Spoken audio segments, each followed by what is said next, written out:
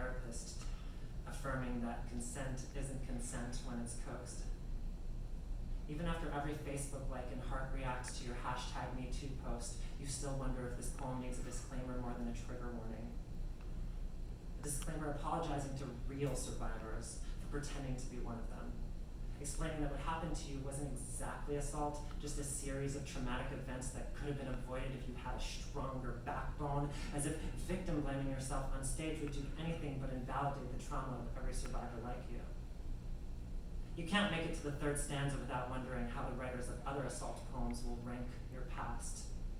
You hope they don't devise ranking systems for trauma, but the Oppression Olympics has many competitors, so you limp cautiously down memory lane, trying not to step on another survivor's toes. You didn't even consider calling this a rape poem, because that word tends to startle the room, and you're afraid the room won't find your stories worthy of raising its heart rate. You know what happened to you was more than a cheap jump scare, but you're scared the audience won't agree. And you don't want to be the girl who cried rape to people who've been through it. You've been told that word is too strong and too specific to apply to you, even if the updated definition includes your experiences. Even if real feminists agree that not all force is physical.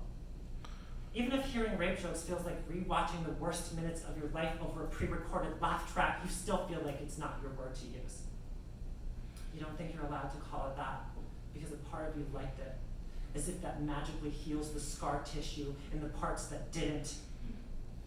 You're afraid this poem will get bad scores for blowing your trauma out of proportion.